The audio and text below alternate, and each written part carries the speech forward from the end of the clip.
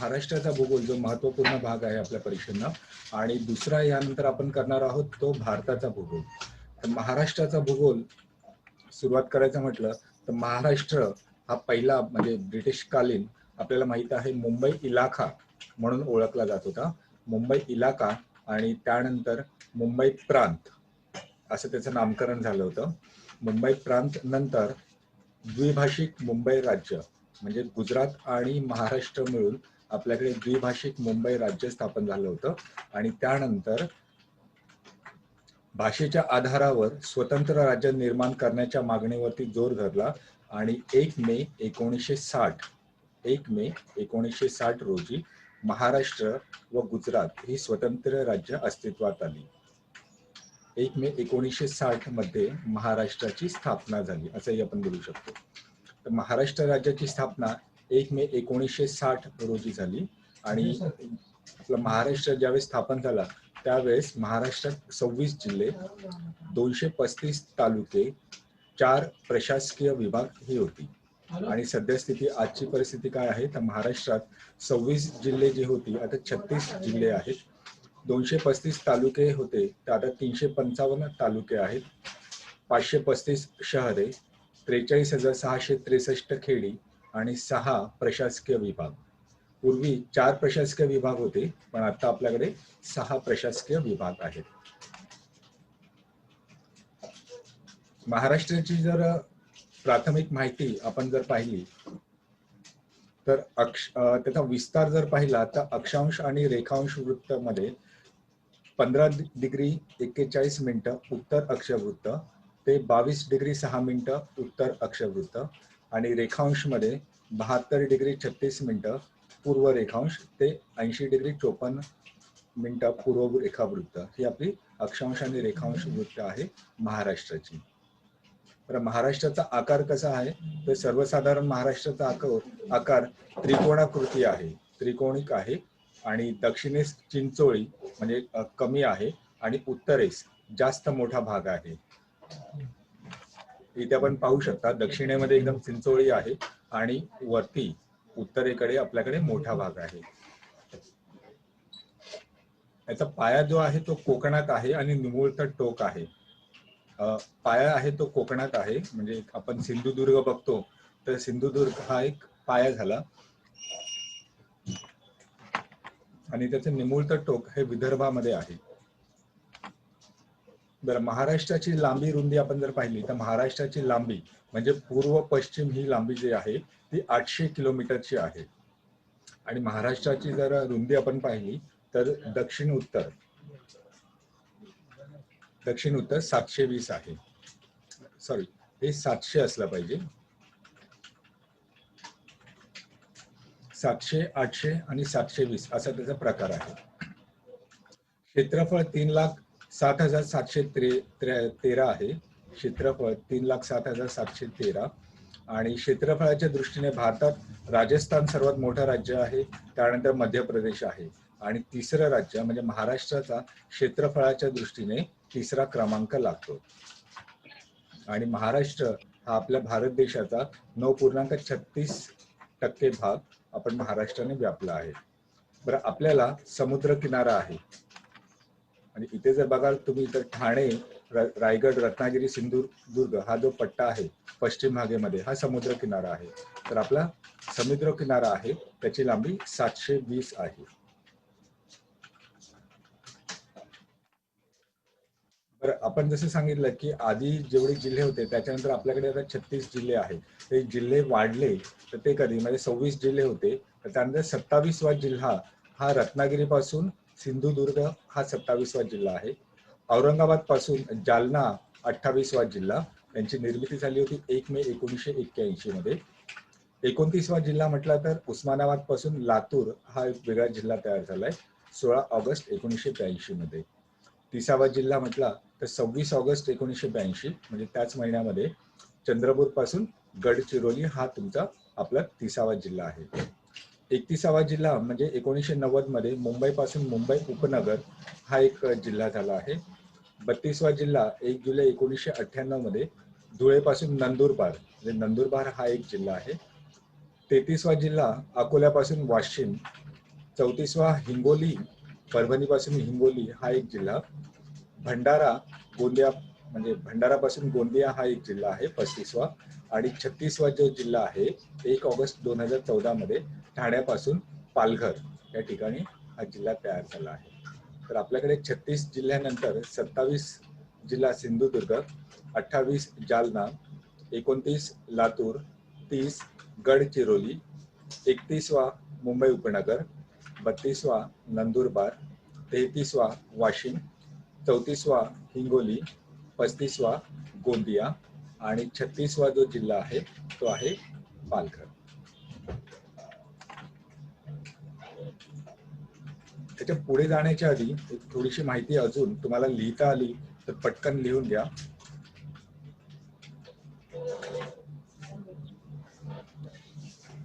2011च्या लोकसंख्या म्हणजे महाराष्ट्राची लोकसंख्या 2011च्या जनगणनेनुसार 11,23,73,000 इतकी होती.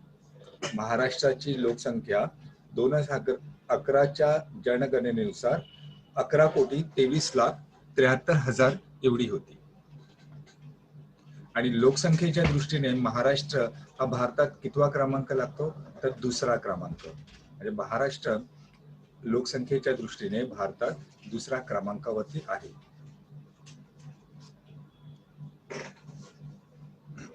महाराष्ट्राची राजधानी म्हणजे मुंबई आणि महाराष्ट्राची उपराजधानी म्हणजे नागपूर.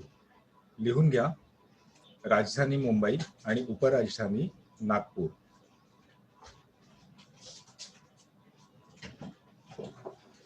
बरं, महाराष्ट्राचे मानलेले प्रादेशिक विभाग म्हणजे प्रशासकीय विभाग आपण पाहिले 6 आहेत, ते आपण पुढे पाहूच. पण प्रादेशिक विभाग जर म्हटलं तर 5 आहेत. तर 5 प्रादेशिक विभाग म्हणजे कोकण, देश, खानदेश, मराठवाडा आणि विदर्भ. कोकण, देश, खानदेश, मराठवाडा व विदर्भ.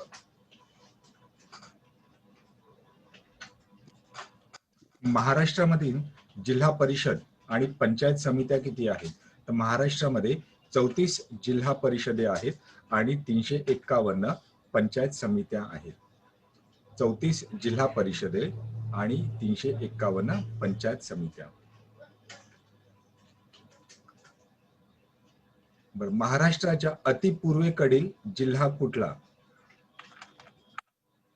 महाराष्ट्राच्या अतिपूर्वेकडील जिल्हा जर आपण पाहिला तर तो आहे गडचिरोली. महाराष्ट्राच्या अति दक्षिणेकडील जिल्हा कुठला तर आपण पाहतोय सिंधुदुर्ग. महाराष्ट्राच्या अति उत्तरेकडील जिल्हा कुठला म्हटला तर नंदुरबार.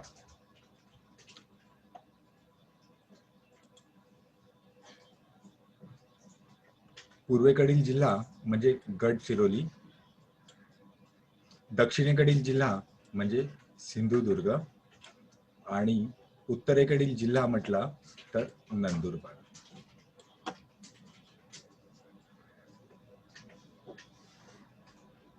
बरं, राज्याला म्हणजे महाराष्ट्र राज्याला लाभलेली समुद्राची किनारपट्टी किती आहे तर 720 आपण ती पाहिली. आणि सर्वाधिक समुद्र किनारा लाभलेला जिल्हा कुठला आहे तर तो आहे रत्नागिरी. म्हणजे ही जी समुद्र किनारा आहे तो जिल्हा कुठला आहे रत्नागिरी आहे. महाराष्ट्रातील पहिला पर्यटन जिल्हा म्हणून कुठला ओळखला जातो तर सिंधुदुर्ग. महाराष्ट्रातील पहिला पर्यटन जिल्हा हा सिंधुदुर्ग आहे. दुसरा जिल्हा हा औरंगाबाद आहे आणि तिसरा जिल्हा हा नागपूर आहे. महाराष्ट्रातील पहिला पर्यटन जिल्हा सिंधुदुर्ग, दुसरा पर्यटन जिल्हा औरंगाबाद, तिसरा पर्यटन जिल्हा नागपूर.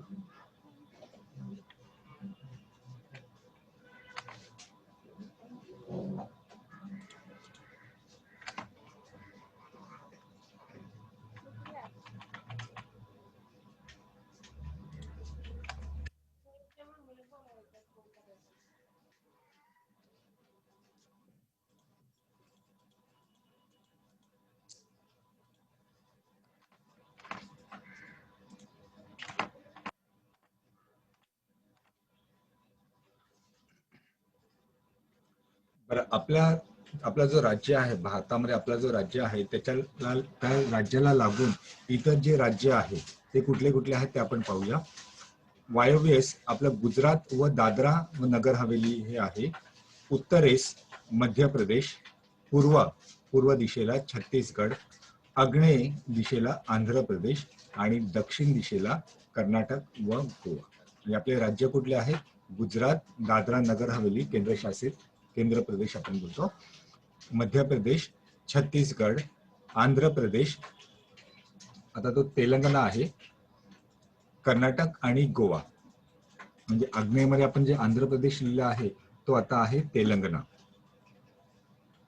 बरं, आपला जो महाराष्ट्र आहे, तर आपल्या महाराष्ट्र इतर जे राज्य आहेत त्यांना लागून असलेले जिल्हे कुठले? म्हणजे गुजरातला लागून महाराष्ट्रातील जिल्हा कुठला आहे? तर पालघर, नाशिक, नंदुरबार आणि धुळे. दादरा व नगर हवेली याला लागून आहे ठाणे आणि नाशिक.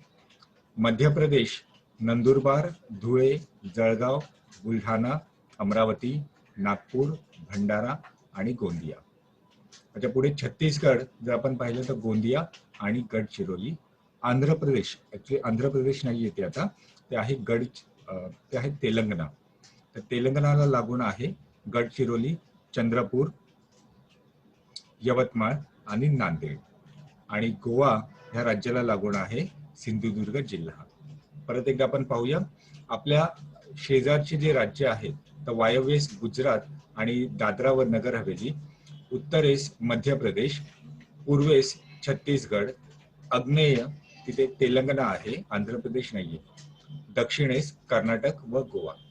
बरं, आपले जे शेजारील राज्य आहेत त्यांना महाराष्ट्रातील जिल्हे कुठले जोडलेले आहेत? तर गुजरात राज्याला महाराष्ट्रातील पालघर, नाशिक, नंदुरबार आणि धुळे हे जिल्हे आहेत. दादरा व नगर हवेलीला ठाणे व नाशिक, मध्य प्रदेशला नंदुरबार, धुळे, जळगाव, बुलढाणा, अमरावती, नागपूर, भंडारा आणि गोंदिया. छत्तीसगड या राज्याला लागून गोंदिया आणि गडचिरोली हे राज्य आहेत. आंध्र प्रदेश जिथे लिहिलंय ऍक्च्युली ते तेलंगणा आहे. तेलंगणाला लागून असलेले जिल्हे म्हणजे गडचिरोली, चंद्रपूर, यवतमाळ, नांदेड. आणि गोवाला लागून असलेले राज्याला सिंधुदुर्ग हा जिल्हा आहे. मगाशी आपण विचार केला होता की महाराष्ट्रातील 6 प्रशासकीय विभाग कुठले आहेत? तर ते आहेत कोकण, पुणे म्हणजे पश्चिम महाराष्ट्र आपण बोलतो ते, नाशिक म्हणजे खानदेश, औरंगाबाद म्हणजे मराठवाडा, अमरावती म्हणजे पश्चिम विदर्भ आणि नागपूर म्हणजे पूर्व विदर्भ. तर 6 प्रशासकीय विभाग कोकण, पुणे, नाशिक, औरंगाबाद, अमरावती आणि नागपूर. तर ह्यांच्यामध्ये म्हणजे कोकणामध्ये कुठले कुठले जिल्हे येतात? तर मुंबई उपनगर, ठाणे, पालघर, रायगड, रत्नागिरी, सिंधुदुर्ग. पुणे पश्चिम महाराष्ट्र आपण बोलतो तर पुणे, सातारा, सांगली, सोलापूर आणि कोल्हापूर.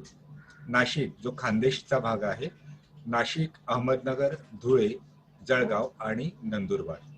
औरंगाबाद म्हणजे मराठवाडा विभाग आहे, त्यामध्ये औरंगाबाद, जालना, बीड, परभणी, हिंगोली, उस्मानाबाद, लातूर आणि नांदेड. अमरावती म्हणजे पश्चिम विदर्भ आपण जे बोलतो, अमरावती, बुलढाणा, अकोला, यवतमाळ आणि वाशिम. नागपूर म्हणजे पूर्व विदर्भ आपण जे बोलतो, तर नागपूर, वर्धा, चंद्रपूर, गडचिरोली, भंडारा आणि गोंदिया.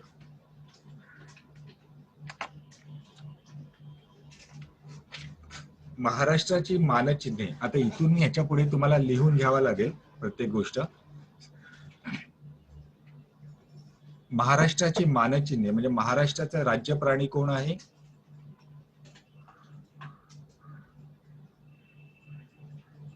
महाराष्ट्राचा राज्य प्राणी कुणाला उत्तर माहित असेल तर सांगत जा. महाराष्ट्र राज्याचा प्राणी म्हणजे शेकरू. महाराष्ट्र राज्याचा वृक्ष मानचिन्ह वृक्ष आंबा. फूल महाराष्ट्र राज्य फूल म्हणजे जारूळ, तामण आपण बोलतो. महाराष्ट्र राज्याचा फुलपाखरू म्हणजे ब्लू मॉर्मॉन. महाराष्ट्राची राजभाषा म्हणजे मराठी आणि महाराष्ट्र राज्याचा पक्षी म्हणजे ज्याला हरियाल बोलतात किंवा हरोली बोललं जातं. रिपीट करतो मी, महाराष्ट्र राज्याचा मानचिन्ह, त्यातील प्राणी शेखरू, वृक्ष आंबा, राज्यफूल ताम्हण किंवा जारूळ आपण त्याला बोलतो, राज्य पक्षी हरियाल, फुलपाखरू ब्लू मॉर्मॉन म्हणजे राज्य फुलपाखरू आहे. त्यानंतर राजभाषा म्हणजे मराठी.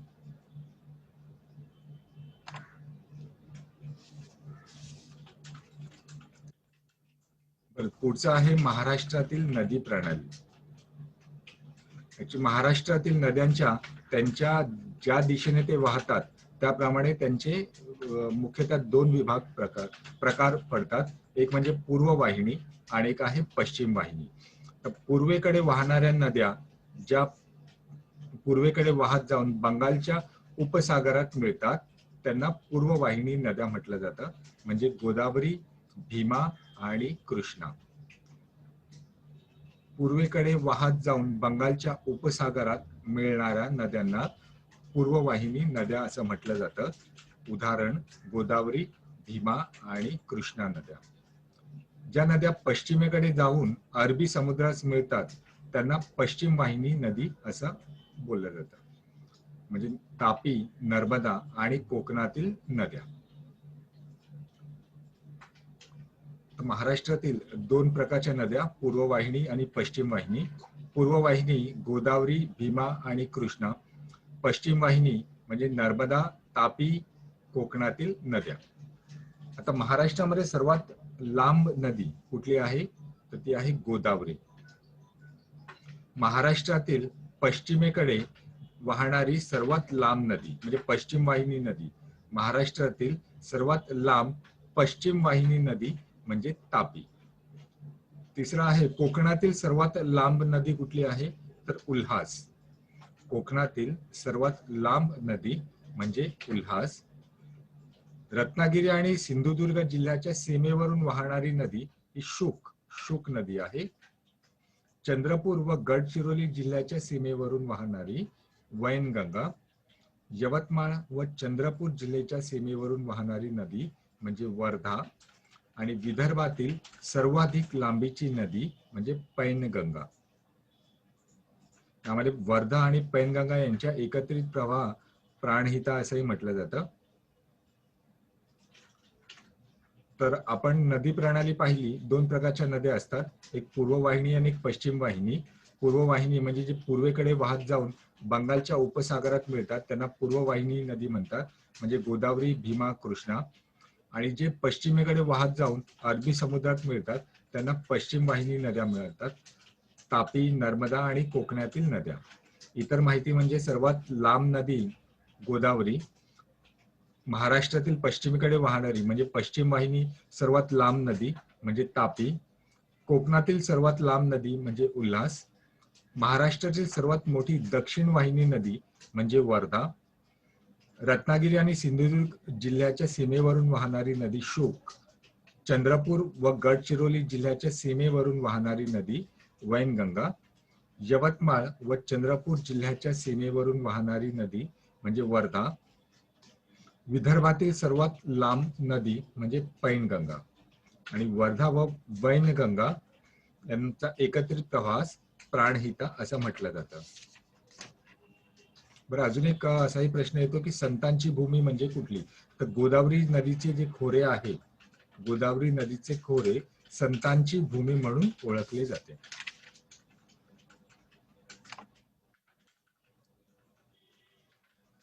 महाराष्ट्रातील महत्वाच्या नद्या कुठल्या कुठल्या आहेत तर गोदावरी, भीमा, कृष्णा, पैनगंगा, वर्धा, वैनगंगा, तापी आणि नर्मदा. तर सर्वात मोठी नदी म्हणजे गोदावरी आणि सर्वात लहान नदी म्हणजे नर्मदा. आता ह्या नद्या हे महाराष्ट्रातून वाहतात, गोदावरी, भीमा, कृष्णा, पैनगंगा, वर्धा, वैनगंगा, तापी आणि नर्मदा. आता गोदावरी नदीचा उगम स्थान काय आहे तर त्र्यंबकेश्वर, नाशिकमध्ये त्र्यंबकेश्वर आहे, तिथून गोदावरीचा उगम होतो. भीमा नदी जी आहे हिचा उगम भीमाशंकर, म्हणजे पुणे जिल्ह्यामध्ये आंबेगाव तालुक्यामध्ये भीमाशंकर आहे, तिथून भीमा नदीचा उगम होतो. पैनगंगा, बुलढाणा जिल्ह्यात अजंठा डोंगर जे आहेत, अजंठा डोंगर याच्यामध्ये बुलढाणा जिल्ह्यामधला, तिथून पैनगंगाचा उगम होतो. वर्धा नदी, तर ही मध्य प्रदेशमध्ये याचा उगम होतो. मध्य प्रदेश सातपुडा जिल्हा जो आहे तिथून याचा उगम आहे. वैनगंगा ही पण मध्य प्रदेश, म्हणजे मायकल डोंगर जे आहेत, मायकल माउंटन बोलतो आपण त्याला, तिथे मध्य प्रदेशमध्ये याचा उगम स्थान आहे. तापी याचा उगम पण मध्य प्रदेशमध्ये सातपुडा पर्वतरांगावर मुलताई म्हणून आहे, तिथे त्याचा उगम स्थान आहे. नर्मदा हे मध्य प्रदेशमध्येच अमरकंटक या ठिकाणी त्याचा उगम स्थान आहे. म्हणजे गोदावरी सर्वात मोठी नदी, त्याचा उगमस्थान त्र्यंबकेश्वर नाशिक येथे. भीमा ह्या नदीचा उगमस्थान भीमाशंकर पुणे जिल्ह्यामध्ये आंबेगाव या ठिकाणी. कृष्णाचा उगमस्थान सातारा जिल्ह्यामध्ये महाबळेश्वर इथे होतो. पैनगंगा हा बुलढाणा जिल्ह्यामध्ये अजंठा डोंगर जे आहे तिथे याचा उगमस्थान आहे. वर्धा हा मध्य प्रदेशमध्ये सातपुडा जिल्ह्यांमध्ये होतो, सातपुडा जिल्हा जो आहे तिकडे. वैनगंगा मध्य प्रदेशमध्ये मायकल माउंटेन्स किंवा मायकल डोंगर बोलतात, तिथे याचं उगमस्थान आहे. तापी याचं सातपुडा पर्वतरांगावर मुलताई येथे आहे, म्हणजे तापीचा उगमस्थान मध्य प्रदेशमध्ये मुलताई. नर्मदा मध्य प्रदेशमध्ये अमरकंटक या ठिकाणी त्यांचा उगमस्थान आहे.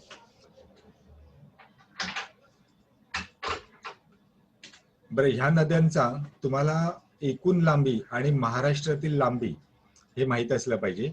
तर गोदावरी याची एकूण लांबी, म्हणजे भारतामध्ये एकूण लांबी किती आहे, तर 1455, आणि महाराष्ट्रामध्ये याची लांबी आहे 668 किलोमीटर. गोदावरी याची भारतात एकूण लांबी 1455 किलोमीटर आणि महाराष्ट्रात याची एकूण लांबी 668. भीमा नदीची एकूण भारतातील लांबी 861 किलोमीटर आणि महाराष्ट्रातील लांबी 451 किलोमीटर. कृष्णा नदीचं एकूण लांबी भारताची 1400 किलोमीटर आणि महाराष्ट्रामध्ये ती वाहते, तर महाराष्ट्रातील लांबी त्याची 282 किलोमीटर. पैनगंगा जी आहे याची महाराष्ट्रातील लांबी 495 किलोमीटर आहे. वर्धा याची एकूण लांबी 455 आहे. वैनगंगा 295, तापी 730 आणि 208. 730 म्हणजे भारतातील लांबी आणि महाराष्ट्रातील लांबी 208. नर्मदा 1310 भारतातील लांबी आणि महाराष्ट्रातील त्याची लांबी फक्त 54 किलोमीटर आहे. तर गोदावरी, भीमा, कृष्णा, पैनगंगा, वर्धा, वैनगंगा, तापी आणि नर्मदा हे आपल्या प्रमुख महाराष्ट्राच्या प्रमुख नद्या आहेत. कळलं इथपर्यंत?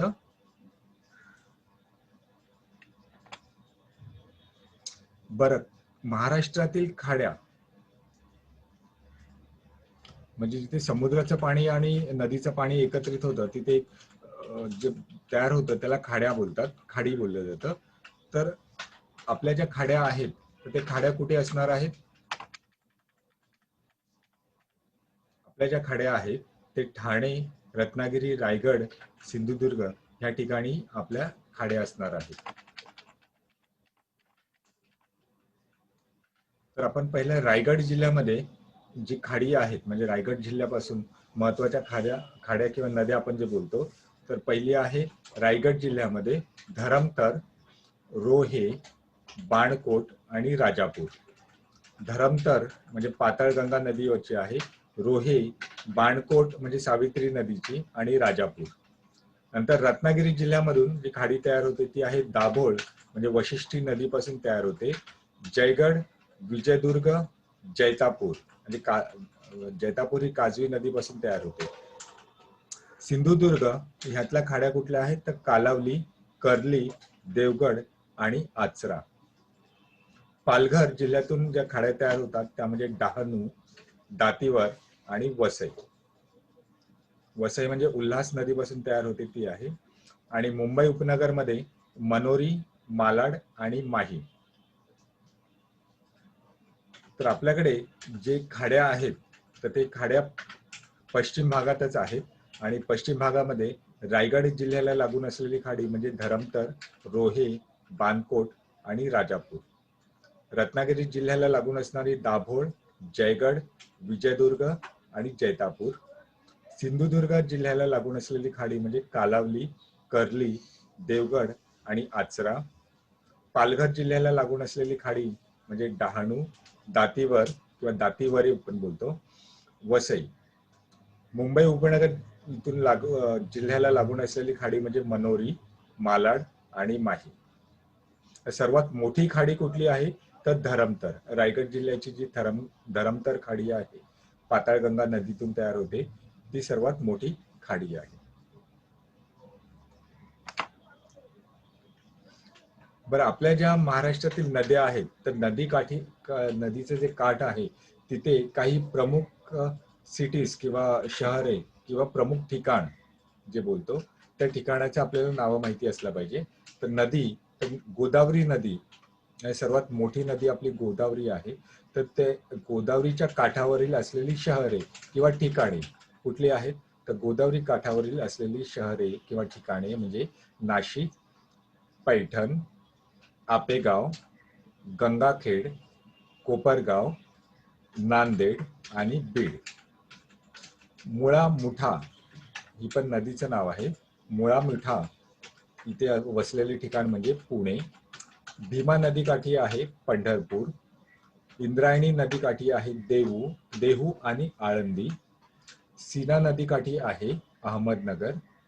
प्रवरा ह्या नदी ठिकाणी आहे संगमनेर आणि नेवासे. पंचगंगा ह्या नदी ठिकाणी आहे कोल्हापूर. करहा ह्या ठिकाणी आहे सासवड, जेजुरी, मोरगाव आणि बारामती.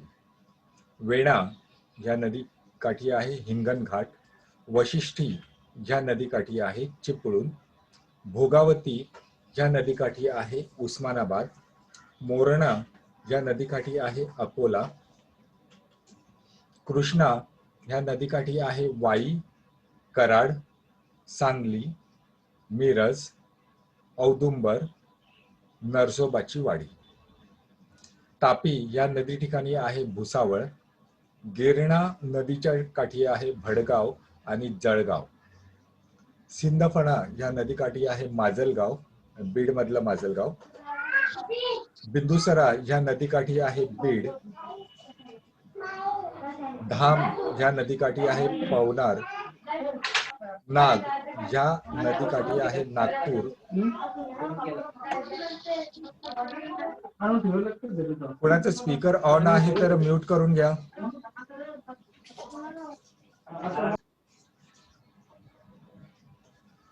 इराई या नदीकाठी आहे चंद्रपूर. पांझरा या नदीकाठी आहे धुळे. कुंडलिका या नदीकाठी आहे जालना. मराठवाड्यातील ही नदी आहे जालना. आणि रोहा आणि कोकणातील रोहा, कुंडलिका. बरं, दोन नद्या जिथे एकत्रित जुळतात त्यांना संगम स्थान बोललं जातं. तर महाराष्ट्रातील नद्यांची जी संगम स्थाने आहेत तर ती कुठली कुठली आहेत तर मुळा आणि मुठा. मुळा मुठा ह्या दोन नद्या ज्या आहेत त्यांचे संगम स्थान म्हणजे जे मिळतात एकमेकांना ते स्थान आहे पुणे. तर आपली नदी आहे मुळा आणि मुठा, संगम स्थान आहे पुणे. कृष्णा आणि वेणा ज्यांचं संगम स्थान आहे माहुली, जिल्हा सातारा. कृष्णा आणि पंचगंगा ज्यांचं संगम स्थान आहे नरसोबाची वाडी म्हणजे कोल्हापूर इथे. तापी आणि पांझरा ज्या नदीचं संगम स्थान आहे मुडावद म्हणजे जिल्हा धुळे येथे. कृष्णा आणि वारणा नद्यांचा संगम होतो हरिपूर, सांगली जिल्ह्यामध्ये. भीमा आणि सीना नदीचा संगम कुंडल सोलापूर जिल्ह्यामध्ये होतो. तापी आणि गोमाई यांचा संगम प्रकाशे म्हणजे नंदुरबार मध्ये आहे ते. कृष्णा आणि येरला या नदींचा संगम स्थान आहे ब्रह्मनाळ, सांगलीमध्ये. भीमा आणि नीरा ज्या नद्यांचा संगम स्थान म्हणजे निरानू सिंहपूर, इंदापूर येथे. निरानू सिंहपूर. कृष्णा आणि कोयना यांचं संगम स्थान आहे कराड, साताऱ्यामध्ये. कृष्णा आणि भीमा यांचं संगमस्थान आहे कुरुगुड्डी कर्नाटकमध्ये. तापी आणि पूर्णा यांचं संगमस्थान आहे श्री क्षेत्र चांगदेव जळगावमध्ये. इंद्रायणी आणि भीमा यांचं संगमस्थान आहे तुळजापूर म्हणजे तालुका हवेली जिल्हा पुणे तिथलं तुळजापूर. प्रवरा आणि मुळा यांचं संगमस्थान आहे नेवासे अहमदनगर मध्ये. गोदावरी आणि प्राणहिता यांचं संगमस्थान आहे सिरोंचा आणि गडचिरोली येथे. गोदावरी आणि प्रवरा यांचं संगमस्थान आहे टोके अहमदनगर येथे. त्यानंतर आपण पाहूया की नद्यांमुळे तयार होणारे जे धबधबे आहेत म्हणजे जे डोंगरावरून जे खाली वाहत जातात धबधबे, तर महाराष्ट्रातील महत्वाचे धबधबे कुठले आहेत तर नदी आपली धारेश्वर गंगा म्हणजे गंगोत्री आपण जे बोलतो तर ते धबधब्याचं नाव आहे मार्लेश्वर रत्नागिरीमध्ये आहे. धारेश्वर गंगा हे नदीचं नाव आणि धबधब्याचं नाव मार्लेश्वर जे रत्नागिरीमध्ये आहे. दुसरी नदी आहे तारळी नदी, याच्या धबधब्याचं नाव आहे ठोसेघर सातारा जिल्ह्यामध्ये. तिसरी नदीचं आहे विंचरणा नदी, यातला जो धबधबा आहे तो आहे सितोडा सौतोडा किंवा सितोडा असंही बोललं जातं बीड जिल्ह्यामध्ये. इंद्रावती नदीवरून तयार होणारा धबधबा म्हणजे चित्रकूट. वेणा नदीवरून तयार होणारा धबधबा म्हणजे लिंगमळा साताऱ्यामध्ये. प्रवरा नदीमध्ये तयार होणारा धबधबा म्हणजे रंधा अहमदनगरमध्ये. आणि पैणगंगा नदीवरून तयार होणारा धबधबा म्हणजे सहस्त्रकुंड यवतमाळ म्हणजे नांदेड येथील ते आहे.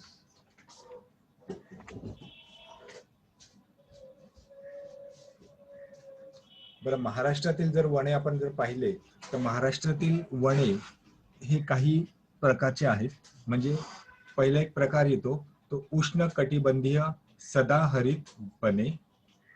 दुसरा येतो उष्ण कटिबंधीय अर्ध सदाहरित वने. तिसरा प्रकार येतो तो मोसमी वने म्हणजे आर्द्र पानझडी वने आपण बोलतो. चौथा प्रकार आहे तो शुष्क पानझडी वने. पाचवा प्रकार आहे तो उष्ण कटिबंधीय काटेरी वने. आणि सहावा जो प्रकार आहे त्याला किनाऱ्यालगतची वने म्हणजे मँग्रोव्ह जे आपण बोलतो ती वने आपल्याकडे आहेत. म्हणजे पाच प्रकारची महाराष्ट्रातील प्रमुख पाच प्रकारची वने कुठली आहेत तर उष्ण कटिबंधीय सदाहरित वने, उष्ण कटिबंधीय अर्ध सदाहरित वने, आर्द्र पानझडी वने मोसमी वने आपण ज्यांना बोलतो, शुष्क पानझडी वने, उष्ण कटिबंधीय काटेरी वने आणि मॅनग्रोव्ह म्हणजे किनाऱ्यालगतची वने. म्हणजे आता ही जी वनं आहेत तर इथे उपलब्ध असलेले जे पर्जन्य आहे त्याप्रमाणे यांचे प्रकार पाडलेले आहेत. म्हणजे सर्वात जास्त जिथे पर्जन्य आहेत ते आहेत आपले उष्ण कटिबंधीय सदाहरित वने. साधारण 250 ते 300 सेंटीमीटर पर्जन्याचा इथे पाऊस असतो. म्हणजे तुमचा आपला सह्याद्री पर्वत दक्षिण कोकण या भागातही आढळतात. नंतर 150 ते 200 सेंटीमीटर पर्जन्य जिथे असतं तिथे आपलं उष्ण कटिबंधीय अर्ध सदाहरित वने येतं. म्हणजे पश्चिम सह्याद्रीचा पश्चिम उतार जो आहे तो भाग. आर्द्र पानझडी वने मोसमी वने जे आहेत म्हणजे 100 ते 250 सेंटीमीटर जिथे पाऊस पडतो तिथला आहे. म्हणजे आपला पूर्व विदर्भ आणि सह्याद्रीच्या उतार्यावर ही वने आढळतात. कोरडा ऋतू असतो इथे.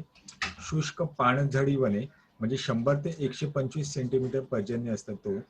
नंतर 80 सेंटीमीटर पेक्षा कमी जे असतात ते म्हणजे उष्ण कटिबंधीय वने. आणि मॅनग्रोव्ह म्हणजे समुद्रकाठच्या जे दलदल आहेत तिथे खारट जमिनीत ही वने आढळतात.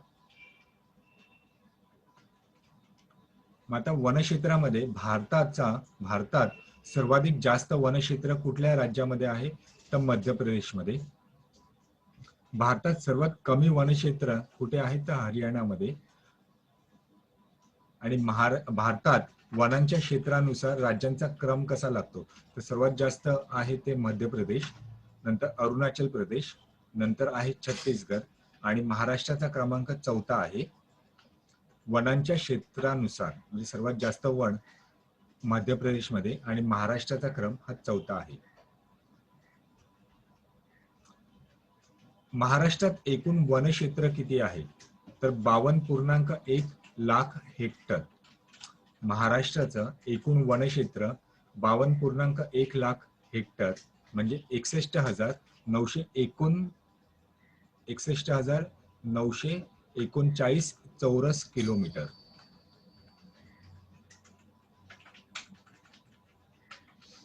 बरं, वन विभागाचं आपलं मुख्यालय कुठे आहे?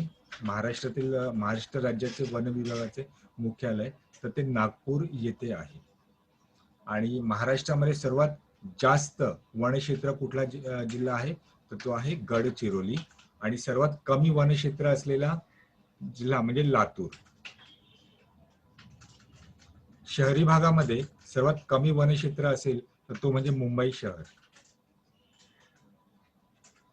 म्हणजे वनक्षेत्राच्या क्रम जर आपण पाहिला, जिल्ह्यांचा क्रम, तर सर्वात जास्त आहे गडचिरोली आणि दुसरा क्रम येतो चंद्रपूर याचा. आणि सर्वात कमी वनक्षेत्र असणारा विभाग म्हणजे मराठवाडा.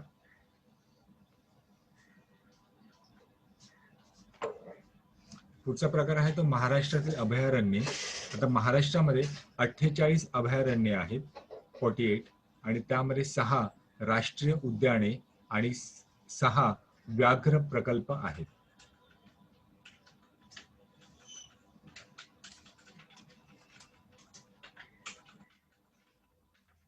महाराष्ट्रातील 48 अभयारण्ये जे आहेत ते कुठले कुठले आहेत?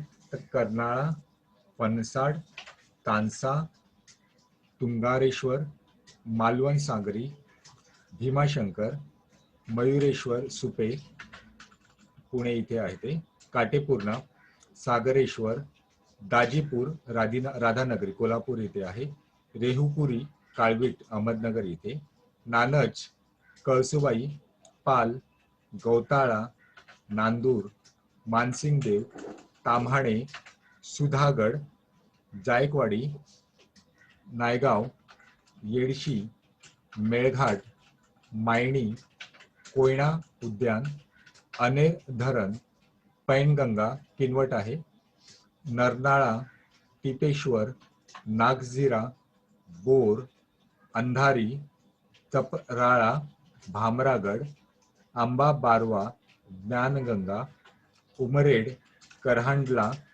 प्राणहिता, इसापूर.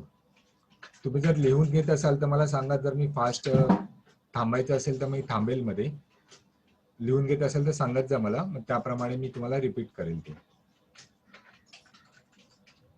तर आपली महाराष्ट्रातील अभयारण्ये, यानंतर आपण आपली जी राष्ट्रीय उद्याने आहे, 6 राष्ट्रीय उद्याने म्हणजे ताडोबा चंद्रपूर जिल्ह्यामध्ये, गुगामल मेळघाट अमरावती येथे, नवेगाव गोंदियामध्ये, पेंच नागपूर येथे, ज्याला प्रियदर्शिनी इंदिरा गांधी असे बोललं जातं राष्ट्रीय उद्यान, संजय गांधी राष्ट्रीय उद्यान म्हणजे संजय गांधी राष्ट्रीय उद्यान बोरिवली ठाणे येथे आहे, आणि चांदोली कोल्हापूर, सांगली, सातारा, रत्नागिरी या ठिकाणी हा भाग आहे. तर आपली 6 राष्ट्रीय उद्याने, ताडोबा राष्ट्रीय उद्यान, गुगामल राष्ट्रीय उद्यान, नवेगाव राष्ट्रीय उद्यान, पेंच प्रियदर्शिनी इंदिरा गांधी राष्ट्रीय उद्यान, संजय गांधी राष्ट्रीय उद्यान आणि चांदोली राष्ट्रीय उद्यान.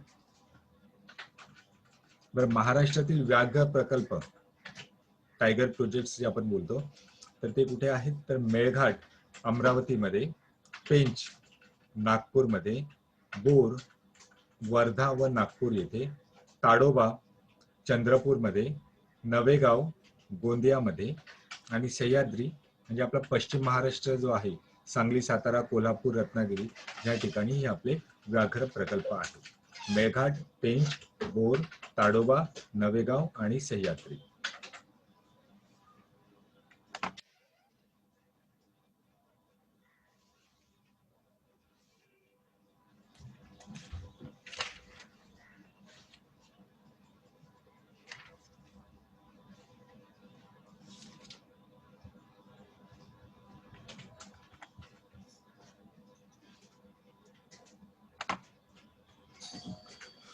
आपला जो ऐतिहासिक वारसा आहे, ऐतिहासिक वारसा म्हणजे आपले किल्ले, तर आपल्या महाराष्ट्रातील महत्वाचे किल्ले कुठे कुठे आहेत?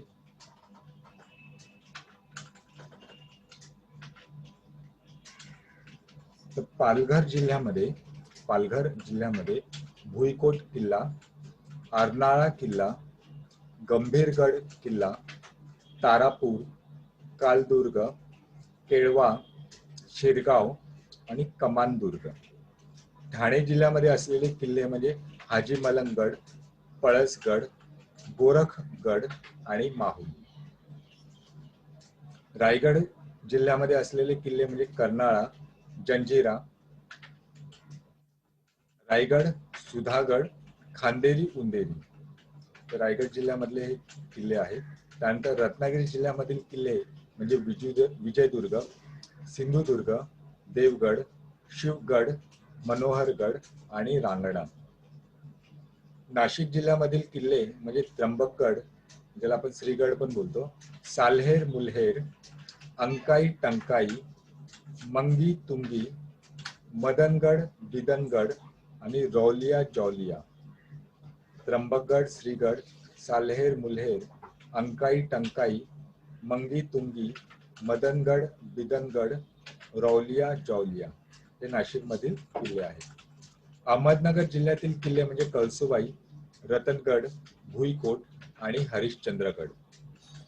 पुणे जिल्ह्यातील किल्ले म्हणजे तोरणा, ज्याला आपण प्रचंडगड बोलतो, पुरंदर, राजगड, शिवनेरी, सिंहगड आणि लोहगड.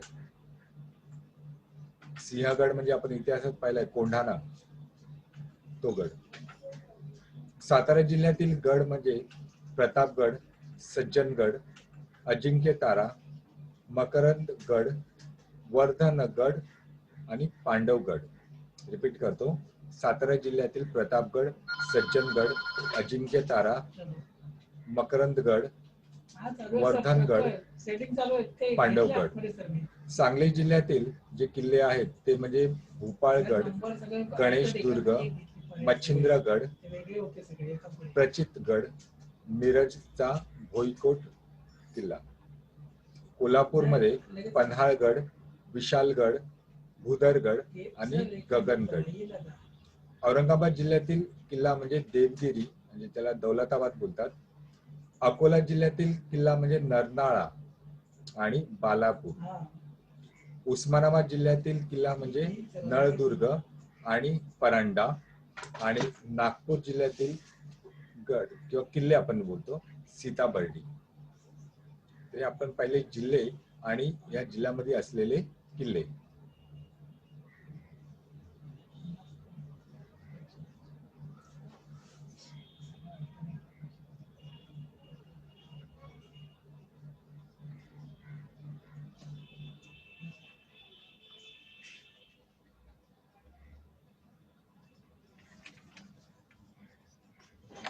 दुसरे येते ते महाराष्ट्रातील थंड हवेची ठिकाणे. महाराष्ट्रामध्ये जी थंड हवेची ठिकाणे आहे ती कुठली कुठली आहे? तर पहिले एक ठिकाण येतं ते आहे महाबळेश्वर, आणि कुठल्या जिल्ह्यामध्ये येतं तर सातारा. पाचगणी हे ठिकाण येतं साताऱ्यामध्येच. खंडाळा हे पुणे जिल्ह्यामध्ये, लोणावळा हे पण पुणे जिल्ह्यामध्ये, भंडारदरा म्हणजे अहमदनगर जिल्ह्यामध्ये, पाल जळगाव जिल्ह्यामध्ये, पन्हाळा हे कोल्हापूर जिल्ह्यामध्ये, अंबोली हे सिंधुदुर्ग जिल्ह्यामध्ये, माथेरान हे रायगड मध्ये, जव्हार सूर्यमाळ पालघर उस्मानाबाद जिल्ह्यामध्ये, दापोली रत्नागिरीमध्ये, म्हैसमाळ औरंगाबाद जिल्ह्यामध्ये, चिखलदरा अमरावती जिल्ह्यामध्ये, रामटेक नागपूर जिल्ह्यामध्ये, तोरणमाळ नंदुरबार जिल्ह्यामध्ये आणि नरनाळा अकोला जिल्ह्यामध्ये. महाबळेश्वर, पाचगणी, खंडाळा, लोणावळा, भंडारदरा, पाल, पन्हाळा, अंबोली, माथेरान, जव्हार, दापोली, म्हैसमाळ, चिखलदरा, रामटेक, तोरणमाळ आणि नरनाळा ही आपल्याकडील महाराष्ट्रातील थंड हवेची ठिकाणे आहेत.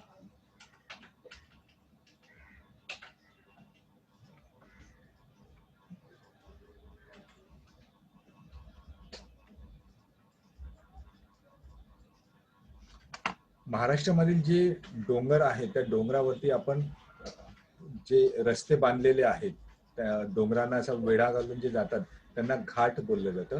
तर महाराष्ट्रातील प्रमुख घाट हे कुठले कुठले आहेत? तर थळ घाट, याचा मार्ग नाशिक मुंबई आहे, ज्याला आपण कसारा घाट पण बोललं जातं. दुसरा आहे माळशेज घाट, म्हणजे मुरबाड ओतूर असा त्याचा मार्ग आहे. बोरघाट याचा मार्ग पुणे ते मुंबई.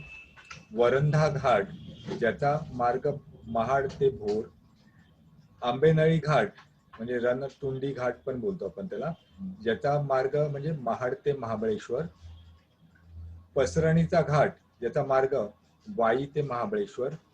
नाणेघाट याचा मार्ग मुंबई ते अहमदनगर. कुंभारली घाट याचा मार्ग कराड ते चिपळूण. आंबा घाट याचा मार्ग कोल्हापूर ते रत्नागिरी. फोंडा घाट याचा मार्ग कोल्हापूर ते पणजी सावंतवाडी मार्गे. अनुस्कुरा घाट म्हणजे कोल्हापूर ते राजापूर. आंबोली घाट म्हणजे सावंतवाडी ते बेळगाव. खंबाटकी घाट किंवा कात्रज घाट हे 2 घाट आहेत, ते पुणे ते सातारा. दिवा घाट पुणे ते बारामती सासवड मार्गे. तर आपल्या येथील महाराष्ट्रातील प्रमुख घाट कुठले कुठले आहेत? तर थळ घाट, ज्याला आपण कसारा घाट पण बोलतो, माळशेज घाट, बोर घाट, वरंधा घाट, आंबेनळी घाट, पसरणीचा घाट, नाणे घाट, कुंभारली घाट, आंबा घाट, फोंडा घाट, अनुस्कुरा घाट, आंबोली घाट, खंबाटकी घाट, कात्रज घाट आणि दिवा घाट. हे आहेत आपल्या महाराष्ट्रातील प्रमुख घाट. बरं, गरम पाण्याची झरे महाराष्ट्रामध्ये कुठे कुठे आढळतात? तर ते साधारण 5 जिल्ह्यांमध्ये आढळतात. तर पहिला आहे रायगड, दुसरा आहे रत्नागिरी, नंतर पालघर, जळगाव, अमरावती आणि ठाणे. महाराष्ट्रातील गरम पाण्याची झरे कुठे कुठे आहेत? तर रायगड, रत्नागिरी, पालघर, जळगाव, अमरावती आणि ठाणे. दुसरा प्रकार आहे तो आहे धरण आणि जलाशय. तर आपल्या इथे जे धरणं बांधलेले आहेत तर महत्वाची धरणं कुठली आहेत? तर जायकवाडी धरण, नाथसागर जलाशयाचं नाव आहे ते. नंतर उज्जनी धरण, वरसगाव धरण, माणिकडोह धरण, विष्णुपुरी धरण, राधानगरी धरण, कोयना धरण, भाटघर धरण, ज्याला आपण लॉयड धरण असंही म्हणतो, पाणशेट धरण, गोसीखुर्द धरण, भंडारदरा धरण आणि तोतलाडोह पेंच प्रकल्प आपण जे बोलतो, आणि अजून एक आहे तो म्हणजे दूधगंगा धरण.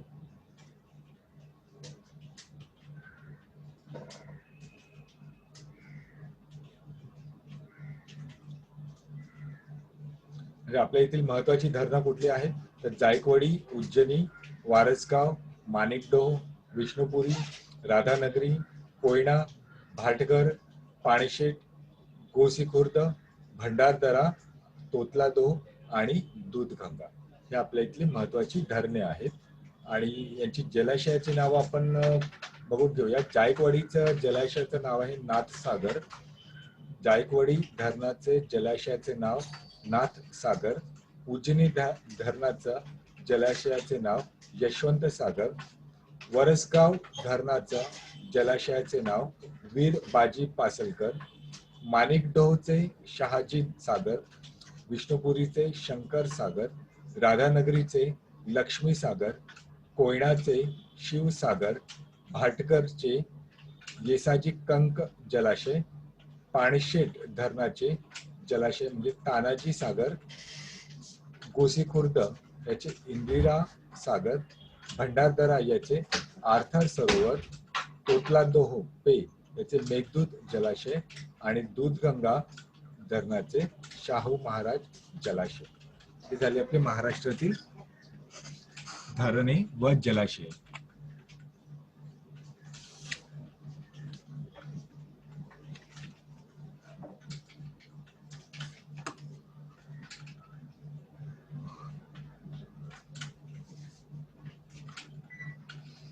महाराष्ट्रामध्ये जे जलविद्युत प्रकल्प आहेत, वीज निर्मिती जिथे होते ते जलावर आधारित जलविद्युत प्रकल्प.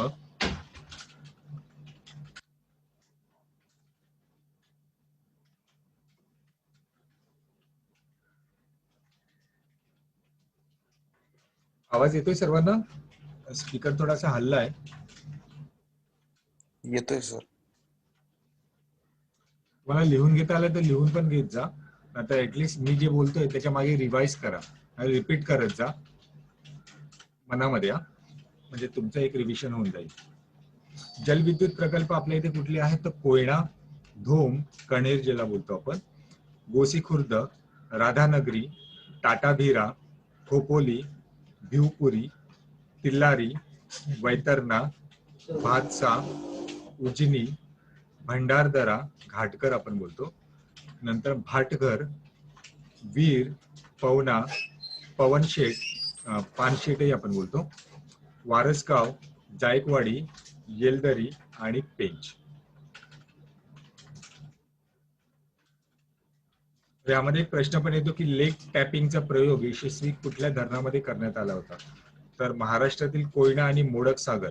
कोयना कुठे आहे? सातारामध्ये, आणि मोडक सागर ठाणे या धरणांमध्ये लेक टॅपिंगचा प्रयोग यशस्वी करण्यात आला होता. आणि लेक टॅपिंग हे बेसिकली नॉर्वेजियन तंत्रज्ञान आहे.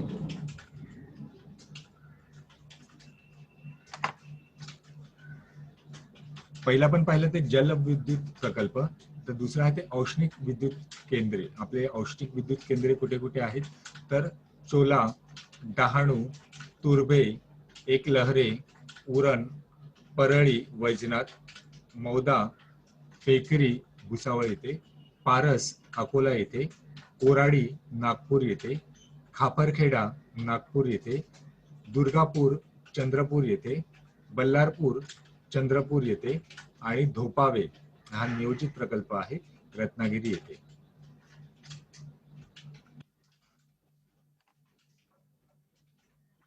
राष्ट्रीय महामार्ग जे मार्ग आहेत, म्हणजे जे रस्ते आहेत पूर्ण भारतभर आहेत, तर भारतातून भारताचे जे राष्ट्रीय महामार्ग आहेत, म्हणजे जे एक म्हणजे अनेक राज्यांना जोडतात, तर महाराष्ट्रामधून जाणारे जे प्रमुख राष्ट्रीय महामार्ग कुठले कुठले आहेत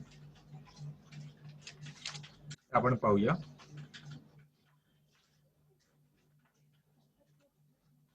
मुंबई आग्रा महामार्ग, म्हणजे NH3 बोललं जातं. मुंबई आग्रा NH3 म्हणजे मुंबई, ठाणे, नाशिक, धुळे आणि आग्रा या ठिकाणाहून ते जातात. दुसरा आहे NH4 म्हणजे मुंबई चेन्नई, मुंबई ते चेन्नई हा रस्ता आहे. नंतर आहे NH4B न्हावाशेवा ते पळसपे, म्हणजे मुंबई नजीक आहे ते.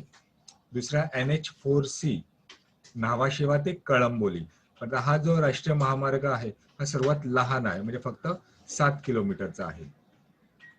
नंतर आहे NH6 हाजिरा कोलकाता, NH7 वाराणसी ते कन्याकुमारी, NH8 मुंबई ते दिल्ली, NH65 पुणे ते मच्छलीपट्टणम,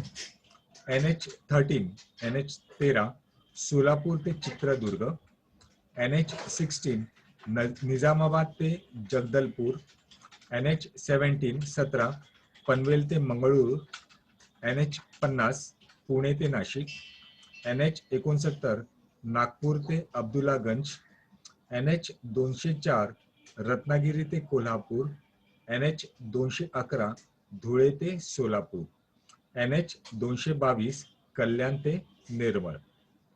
म्हणजे हे राष्ट्रीय महामार्ग आहेत. जसं पहिला आपण पाहिलं NH3 मुंबई आग्रा. मग आता महाराष्ट्रामध्ये कुठले प्रमुख ठिकाणाहून जातात ते मुंबई, ठाणे, नाशिक आणि धुळे हे महाराष्ट्रातील ठिकाणे आहे. दुसरा आपण NH4 मुंबई चेन्नई जो पाहिला तर तो मुंबई, पुणे, सातारा, कोल्हापूर हा महाराष्ट्रातील जी ठिकाणे आहे इथून जातो. पुढे बँगलोर आणि चेन्नई असा त्याचा प्रवास आहे. न्हावाशेवा पळसपे NH4B हा न्हावाशेवा, कळंबोली आणि पळसपे हे महाराष्ट्रातील स्थान आहेत सॉरी, मुंबई नजदीक. नंतर NH4C न्हावाशेवा ते कळंबोली हे पण 7 किलोमीटरचं न्हावाशेवा ते कळंबोली, फक्त महाराष्ट्रामध्येच याची हा रस्ता आहे. NH6 हजिरा ते कोलकाता, तर हजिरा सुरत इथून निघतं ते, तर महाराष्ट्रामध्ये धुळे, अकोला, नागपूर आणि इथून ते पुढे कोलकात्याला जातं. NH7 हे वाराणसी ते कन्याकुमारी आहे. तर वाराणसी, जबलपूर इथून ते नागपूरला येतं. नागपूरवरून ते पुढे हैदराबाद, बंगळूर आणि कन्याकुमारीला जातं. तर महाराष्ट्रामध्ये फक्त नागपूर आहे. मुंबई दिल्ली महामार्ग हा मुंबई, अहमदाबाद, जयपूर आणि दिल्ली असा याचा प्रवास आहे. तर महाराष्ट्रामध्ये फक्त मुंबई या ठिकाणी आहे. NH65 हा पुणे ते मछलीपट्टणम आहे. तर पुणे, नंतर सोलापूर आणि नंतर राज्याच्या बाहेर हैदराबाद, विजयवाडा आणि मछलीपट्टणम असा त्याचा प्रवास आहे. सोलापूर ते चित्रदुर्ग NH13 हा सोलापूरवरून निघतो, तो मग विजयपूर, चित्रदुर्ग, मंगळूर, कर्नाटक येथे तो जातो. NH16 म्हणजे NH16 निजामाबाद ते जगदलपूर, तर निजामाबाद म्हणजे सध्या तेलंगणामध्ये आहे ते, सिरोंचा, जगदलपूर, छत्तीसगड असा याचा प्रवास आहे. NH17 पनवेल ते मंगळूर म्हणजे पनवेल महाराष्ट्रामध्ये, पनवेल, पेण, महाड, चिपळूण आणि इथून तो राज्याच्या बाहेर पडतो, तो जातो गोवा आणि मंगळूर येथे. NH50 म्हणजे पुणे ते नाशिक, म्हणजे पुण्याहून सुरुवात होतो नाशिक पर्यंत. NH69 नागपूर ते अब्दुल्लागंज, नागपूर ते म्हणजे अब्दुल्लागंज मध्य प्रदेशमध्ये आहे, तर नागपूरवरून अब्दुलगंज असा प्रवास आहे. NH204 हा रत्नागिरी ते कोल्हापूर आहे म्हणजे महाराष्ट्रामध्ये. दुसरा NH211 धुळे ते सोलापूर, म्हणजे धुळे ते सोलापूर हाच त्याचा अंतर आहे फक्त महाराष्ट्रामध्ये. महाराष्ट्राच्या बाहेर हा हायवे नाहीये. NH222 कल्याण ते निर्मल, तर कल्याण, अहमदनगर, परभणी, नांदेड इथून तो निर्मल म्हणजे आंध्र प्रदेश येथे जातो. यामध्ये NH आपण जे बोलतो, NH चा फुल फॉर्म असतो नॅशनल हायवे. NH चा अर्थ नॅशनल हायवे.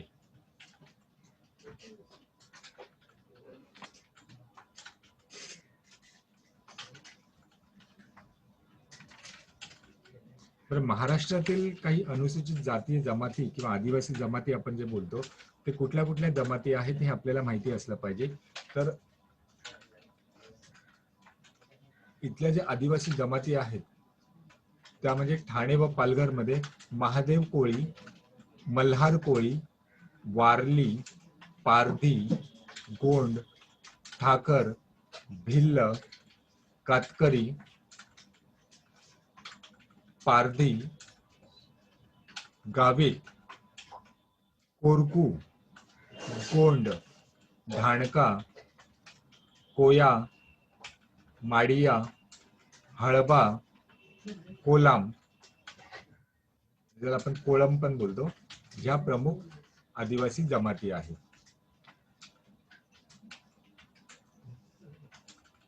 त्याचं जर आपण डिटेलमध्ये पाहिलं तर ठाणे व पालघर या इथे कुठल्या जमाती असतात, तर ठाणे व पालघर या ठिकाणी महादेव कोळी, मल्हार कोळी, वारली, पारधी, गोंड, ठाकर आणि भिल्ल या आदिवासी जमाती आहेत. रायगड जिल्ह्यामध्ये ठाकर, वारली आणि कातकरी, नाशिक जिल्ह्यामध्ये ठाकर, वारली, कातकरी, महादेव कोळी आणि पारधी, अहमदनगर जिल्ह्यामध्ये ठाकर, वारली, कातकरी आणि महादेव कोळी, पुणे जिल्ह्यामध्ये ठाकर, वारली, कातकरी आणि महादेव कोळी, नंदुरबार जिल्ह्यामध्ये गावित, पारधी, भिल्ल, जळगाव जिल्ह्यामध्ये कोरकू, गोंड, ढाणका, नागपूर, भंडारामध्ये गोंड ही जमात आहे, आदिवासी जमात. चंद्रपूर जिल्ह्यामध्ये माडिया, गोंड, कोया आणि हळबा.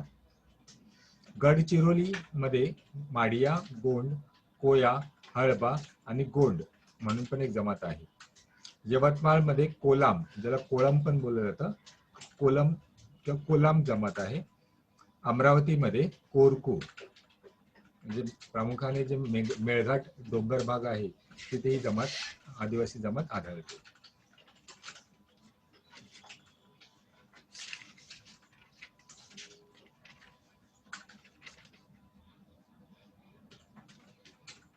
बरं, यापुढे आपण जे घेणार आहोत म्हणजे जलविद्युत प्रकल्प आपण पाहिले, प्रमुख उद्योगधंदे, लघु उद्योगांचे प्रसिद्ध ठिकाणे, फळे व संबंधित ठिकाणे, महाराष्ट्रातील जलविद्युत प्रकल्प, हे मला वाटतं रिपीट झालंय, कृषी संशोधन केंद्र, महाराष्ट्रातील प्रमुख ज्योतिर्लिंग स्थळे, अष्टविनायक स्थळे, 3.5 शक्तिपीठे, प्राचीन लेणी व शिल्पस्थाने, खनिज संपत्ती, कृषी विद्यापीठ, महाराष्ट्रातील विद्यापीठे आणि महाराष्ट्रातील पहिले, याच्यावरती आपण पुढच्या लेक्चरमध्ये पाहणार आहोत. आणि त्याच्यानंतर काही प्रमुख प्रश्न सराव आहेत ते आपण याच्यावरती घेऊया. बरं, एक मला सांगा, 4:15 होत आलेत, कंटिन्यू करू आता हा सिलेबस की आपण उद्या घेऊया?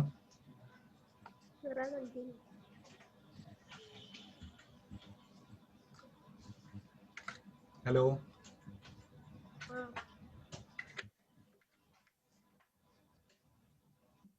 कंटिन्यू करायचं की? बरं, ठीक आहे.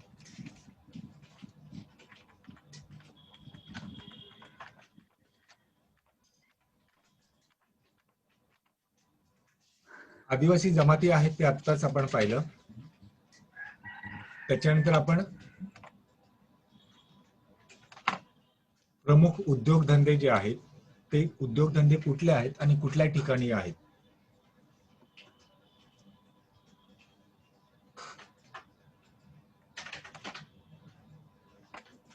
दोन प्रकारचे असतात, एक उद्योगधंदे आणि दुसरा आहे लघु उद्योग, स्मॉल स्केल इंडस्ट्री.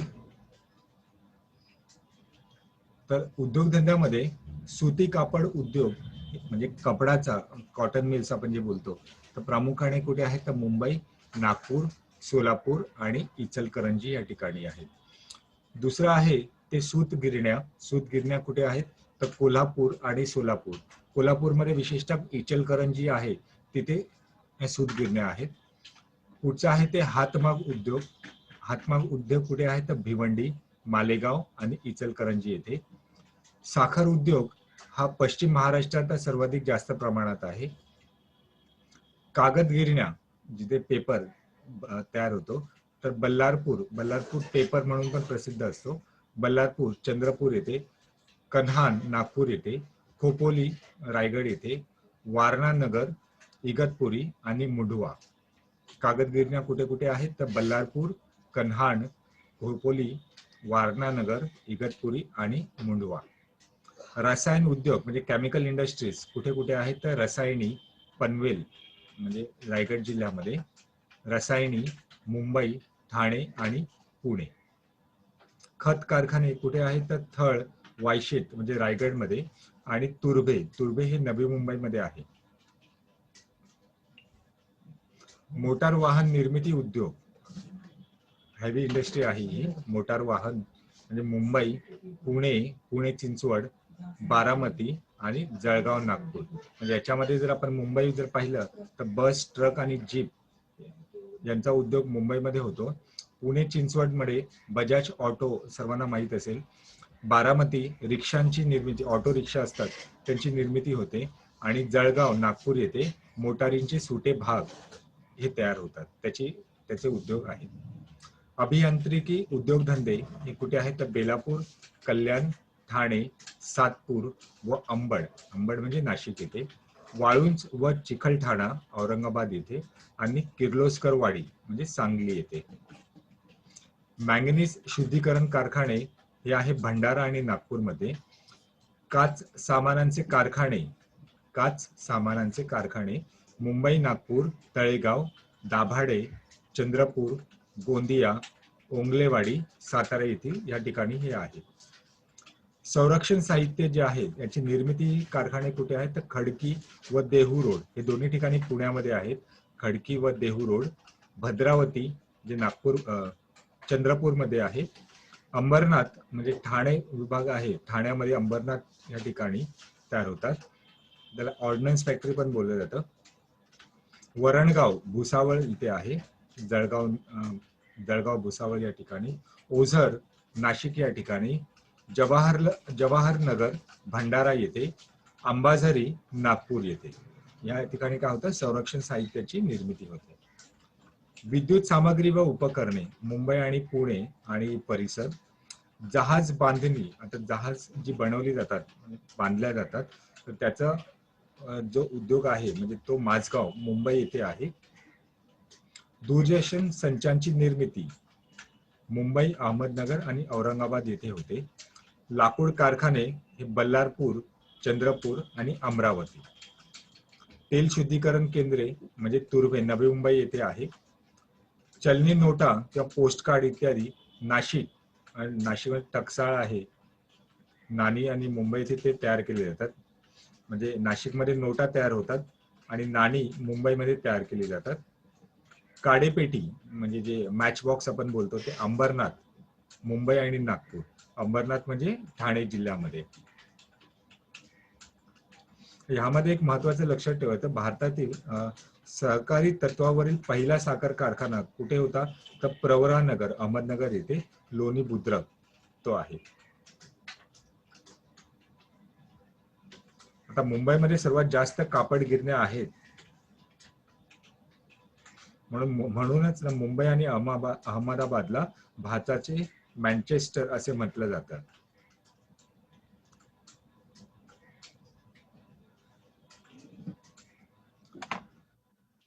बरं, लघु उद्योग जे आहेत त्यातली प्रमुख ठिकाणे कुठली आहेत, तर लघु उद्योग मध्ये आपण सर्वात प्रथम जर पाहिलं तर पैठणी व शालू हे कुठे तयार होतात, तर पैठण म्हणजे औरंगाबाद येथे. लाकडी खेळणी हे सावंतवाडी, सिंधुदुर्गमध्ये तयार होतात. चादरी, चादरीमध्ये सोलापुरी चादर आपल्याला माहिती असेल, तर चादरीचं प्रसिद्ध ठिकाण आहे सोलापूर. विडी उद्योग हे सिन्नर म्हणजे नाशिकमध्ये सिन्नर आणि गोंदियामध्ये तयार होतात. साड्या, हातमागाच्या ज्या साड्या असतात ते इचलकरंजी येते. तांब्या पितळाची जी भांडी आहेत ती भंडारा जिल्ह्यामध्ये. पामतेल याची जी गिरणी आहेत ते सिंधुदुर्गमध्ये. लाख जी तयार होते त्याचा उद्योग आहे भंडारामध्ये. रेशीम कापड हा चंद्रपूर आणि भंडारा येथे. चर्मोद्योग चपला जिथे बनतात त्याचा महत्वाचं प्रसिद्ध ठिकाण आहे ते आहे कोल्हापूर. बरं, महाराष्ट्रातील फळे व संबंधित ठिकाणी.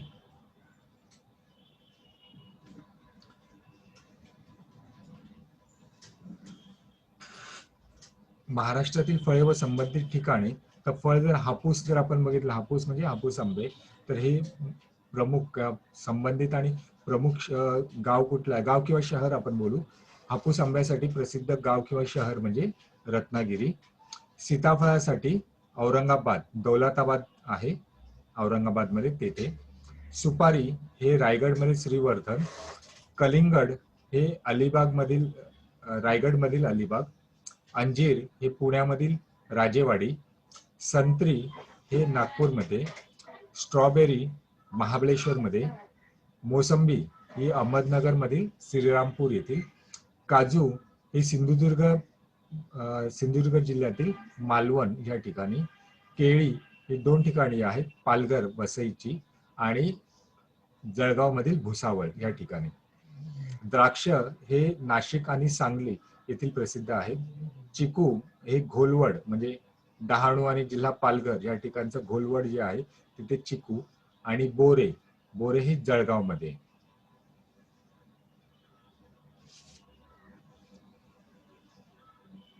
जसं पालघर जिल्ह्यातील वसई तालुका आहे त्यातील केळी जी आहे ते केळीसाठी प्रसिद्ध आहे.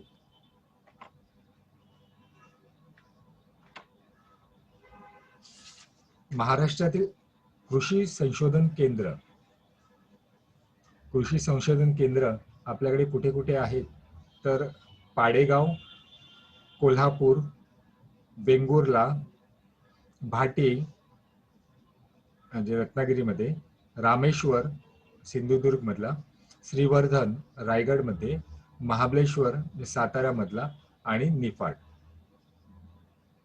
म्हणजे ऊस संशोधन केंद्र जर पाहिलं तर पाडेगाव जिल्हा सातारामध्ये ऊस संशोधन केंद्र, त्याला बेसिकली प्रादेशिक ऊस संशोधन केंद्र असं बोललं जाईल.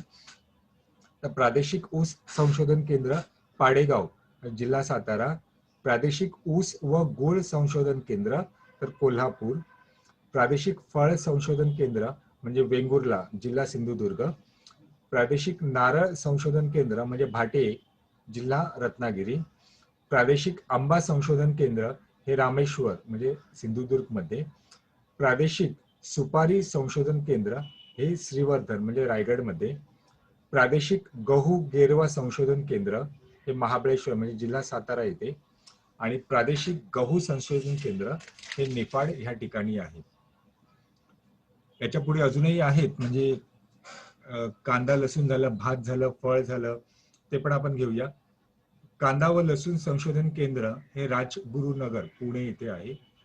प्रादेशिक भात संशोधन केंद्र हे कर्जत म्हणजे रायगडमध्ये आणि खोपोली हे पण रायगडमध्येच आहे भात संशोधन केंद्र. लिंबू वर्गीय फळ संशोधन केंद्र हे श्रीरामपूरमध्ये. मोसंबी फळाचे संशोधन केंद्र हे श्रीरामपूरमध्ये. द्राक्ष संशोधन केंद्र मांजरी पुणेमध्ये. लिंबू फळाचे संशोधन केंद्र काटोल नागपूर येथे. केंद्रीय कापूस संशोधन केंद्र नागपूर येथे. तेलबिया संशोधन केंद्र जळगाव येथे. कापूस संशोधन केंद्र अकोला येथे. आणि खार जमीन संशोधन केंद्र पनवेल येथे. केळी संशोधन केंद्र आपण यावळ या ठिकाणी आहे. यावळ म्हणजे जळगाव मध्ये येतं ते. पुढचं आपण बघतोय ते ठिकाणे आहेत, म्हणजे महाराष्ट्रातील जे ज्योतिर्लिंग आहेत, 5 ज्योतिर्लिंग आहेत. तर पहिलं ज्योतिर्लिंग म्हणजे परळी वैजनाथ जे बीड जिल्ह्यामध्ये आहे. दुसरं ज्योतिर्लिंग भीमाशंकर हे पुणे जिल्ह्यामध्ये आहे. तिसरं ज्योतिर्लिंग म्हणजे त्र्यंबकेश्वर हे नाशिक जिल्ह्यामध्ये आहे. चौथं घृणेश्वर ज्योतिर्लिंग औरंगाबाद जिल्ह्यामध्ये आहे. आणि 5वं औंढा नागनाथ हे हिंगोली जिल्ह्यामध्ये आहे. आपल्याकडे किती आहेत? 5 आहेत. आणि ऍक्च्युली भारतामध्ये 12 ज्योतिर्लिंग आहेत आणि 5 महाराष्ट्रामध्ये आहे. महाराष्ट्रातील अष्टविनायक स्थळे, अष्टविनायक म्हणजे गणपती, यांची जी अष्टविनायक 8 ठिकाणं आहेत ते कुठली कुठली आहेत? म्हणजे 8 गणपती कुठली? तर मोरेश्वर मोरगाव म्हणजे पुणे येथील.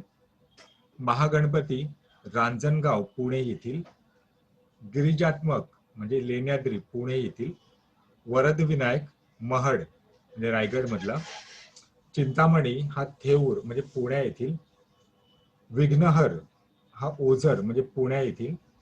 बल्लाळेश्वर हा पाली येथील रायगड म्हणजे रायगड येथील पाली सॉरी. सिद्धिविनायक हा सिद्धटेक अहमदनगर येथे आहे.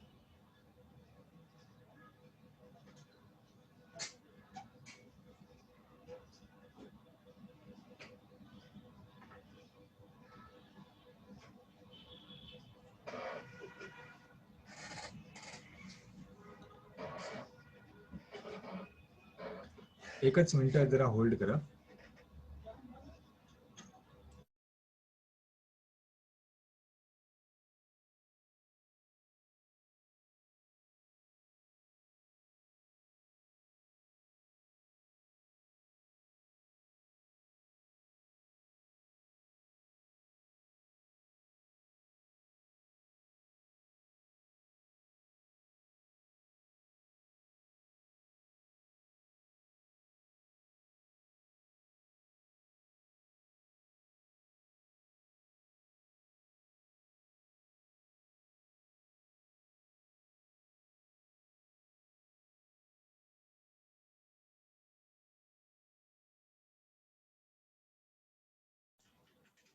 ओके, अष्टविनायक मध्ये आपण जे हे 8 अष्टविनायक 8 गणपती जी स्थळे आहेत ते पाहिलं.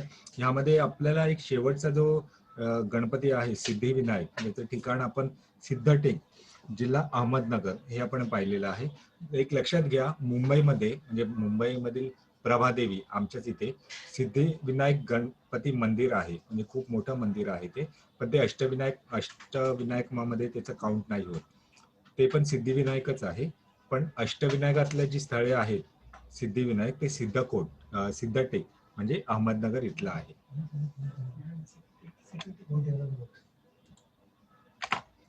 पुढचं आहे ते महाराष्ट्रातील देवीची 3.5 शक्तिपीठे म्हणजे 3.5 मंदिरे जे बोलले जातात ती कुठली कुठली आहेत. तर पहिलं शक्तिपीठ आहे ते आहे तुळजाभवानी. तुळजाभवानी कुठे आहे? तर तुळजापूर उस्मानाबाद जिल्ह्यामध्ये.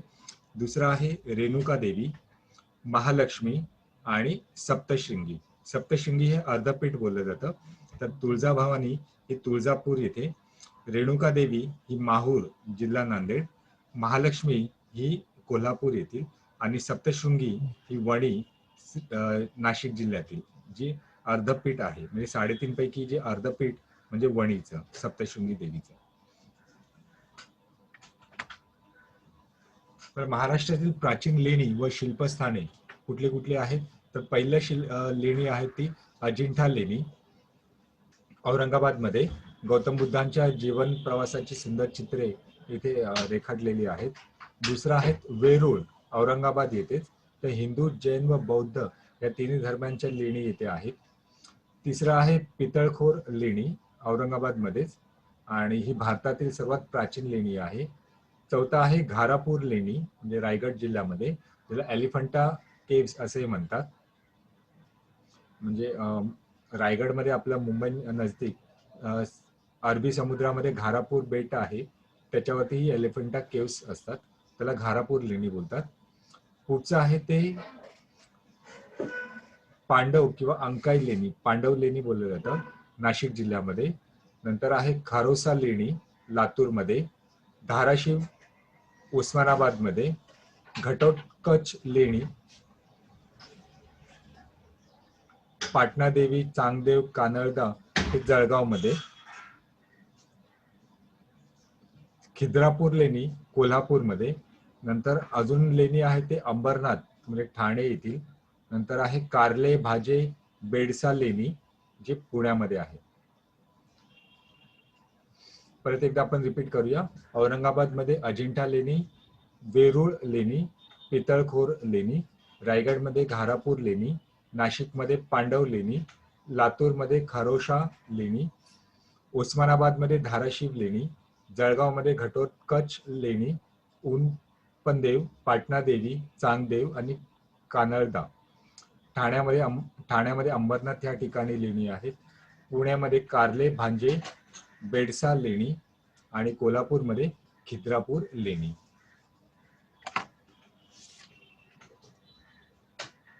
आता महाराष्ट्रामध्ये जी खनिज संपत्ती आहे, तर महाराष्ट्रातील खनिज संपत्ती कुठली कुठली आहे? तर दगडी कोळसा, बॉक्साईट, लोह, मॅंगनीज, क्रोमाइट, चुनखडक, अभ्रक आणि इतर म्हटलं तर तांब, सिलिमनाइट, फ्लोराईट, सिलिका ही इतर झाली. ही खनिजे आपल्या महाराष्ट्रामध्ये आढळतात. तसं म्हटलं तर महाराष्ट्रात पूर्व विदर्भ, कोकण आणि दक्षिण महाराष्ट्र येथे संपत्ती म्हणजे खनिज संपत्ती विपुल प्रमाणामध्ये, खूप मोठ्या प्रमाणामध्ये मिळतात आपल्याला. तर आपण पाहूया की आता दगडी कोळसा जो आहे, तर हा महाराष्ट्रात दगडी कोळसा नागपूर, यवतमाळ आणि चंद्रपूर या ठिकाणी सापडतो. कोळसा नागपूर, यवतमाळ आणि चंद्रपूर. बॉक्साईट हा कोल्हापूर, रायगड, रत्नागिरी, सिंधुदुर्ग या ठिकाणी सापडतो. ते बेसिकली जांभा खडक जे आहे त्या खडकात बॉक्साईट सापडतं. लोह म्हणजे लोखंड, लोह खनिज हे कुठे आपल्याला सापडतं? तर गडचिरोली, गोंदिया, चंद्रपूर आणि सिंधुदुर्ग. मॅंगनीज हे भंडारा, नागपूर, सिंधुदुर्ग या ठिकाणी सापडतं. क्रोमाइट हे नागपूर, भंडारा, गोंदिया, रत्नागिरी आणि सिंधुदुर्ग या ठिकाणी सापडतं. चुनखडक हे यवतमाळ, चंद्रपूर, गडचिरोली. अभ्रक जे आहे ते नागपूर आणि चंद्रपूर येथे. आणि तांबे म्हटलं तर चंद्रपूर. सिलिमेनाइट हे गोंदिया, फ्लोराईट चंद्रपूर आणि सिलिका हे रत्नागिरी या ठिकाणी आपल्याला खनिजे सापडतात. आता महाराष्ट्रामध्ये दोन आहेत, एक आहे विद्यापीठे आणि एक आहे कृषी विद्यापीठे. तर महाराष्ट्रातील कृषी विद्यापीठे हे कुठे कुठे आहेत?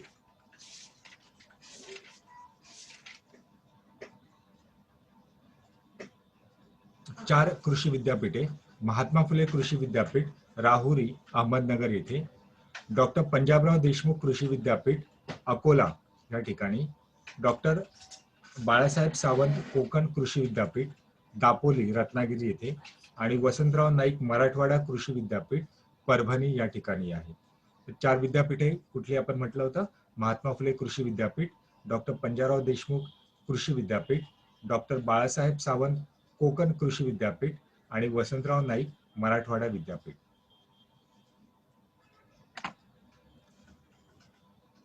आता कृषी विद्यापीठानंतर महत्वाची विद्यापीठे कुठली कुठली आहेत?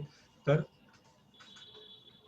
मुंबई विद्यापीठ पुणे, राष्ट्रसंत तुकडोजी महाराज विद्यापीठ नागपूर, सावित्रीबाई फुले पुणे विद्यापीठ पुणे, SNDT विद्यापीठ मुंबई, डॉक्टर बाबासाहेब आंबेडकर मराठवाडा विद्यापीठ औरंगाबाद, शिवाजी विद्यापीठ कोल्हापूर, संत गाडगेबाबा विद्यापीठ अमरावती, टिळक महाराष्ट्र विद्यापीठ पुणे, यशवंतराव चव्हाण मुक्त विद्यापीठ नाशिक, उत्तर महाराष्ट्र विद्यापीठ जळगाव, डॉक्टर बाबासाहेब आंबेडकर तंत्रज्ञान विद्यापीठ लोणेर रायगड येथे, स्वामी रामानंद तीर्थ विद्यापीठ नांदेड, छत्रपती शिवाजी क्रीडा विद्यापीठ बालेवाडी, महात्मा गांधी आंतरराष्ट्रीय हिंदी विद्यापीठ वर्धा, संत कालिदास संस्कृत विद्यापीठ नागपूर म्हणजे रामटेक मध्ये जे नागपूरमध्ये येतं, महाराष्ट्र आरोग्य विज्ञान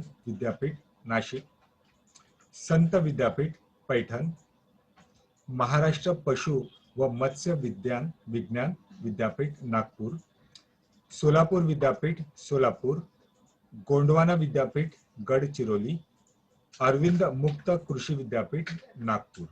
हे आहेत आपल्या येथील महत्वाची विद्यापीठे. त्यानंतर ह्या गोष्टी म्हणजे याच्यावरती पण बरेचसे प्रश्न असले पाहिजे किंवा जनरल नॉलेज तुम्हाला पाठ असलेच पाहिजे. मराठी भाषेचे आद्य कवी कोण आहेत? तर मुकुंदराज. मुंबई इलाक्याचे म्हणजे आपल्या इथे पहिला मुंबई इलाका होता, नंतर मुंबई प्रांत, नंतर द्विभाषिक मुंबई राज्य आणि त्यानंतर महाराष्ट्र राज्य. तर मुंबई इलाक्याचे पहिले गव्हर्नर हे स्टुअर्ट एल्फिन्स्टन होते. मुंबई उच्च न्यायालयाचे पहिले भारतीय न्यायाधीश नानाबाई हरिदास. मुंबई राज्य जे होतं, मुंबई राज्याचे पहिले मुख्यमंत्री बाळासाहेब खेर.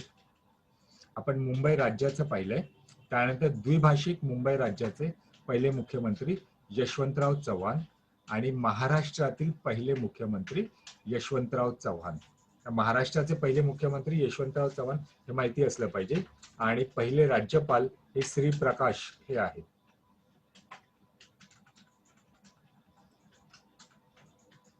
महाराष्ट्रामध्ये एक मातीचे धरण तयार केले होते. तर महाराष्ट्रातील पहिले मातीचे धरण हे गंगापूर म्हणजे नाशिक जिल्ह्यामध्ये आहे, गोदावरी नदीवर बांधलं होतं गंगापूर धरण. आणि महाराष्ट्रातील पहिलं विद्यापीठ कुठलं आहे? तर मुंबई विद्यापीठ, ज्याला आपण बॉम्बे युनिव्हर्सिटी किंवा मुंबई युनिव्हर्सिटी आपण बोलतो. तर महाराष्ट्रातील पहिले विद्यापीठ मुंबई युनिव्हर्सिटी किंवा मुंबई विद्यापीठ. महाराष्ट्रातील पहिले कृषी विद्यापीठ हे राहुरी येथील महात्मा फुले कृषी विद्यापीठ जे आपण मगाशी पाहिलं होतं ते. नंतर पहिला साखर कारखाना हा बेलापूर शुगर इंडस्ट्रीज हरेगाव जिल्हा नगर या ठिकाणी आहे.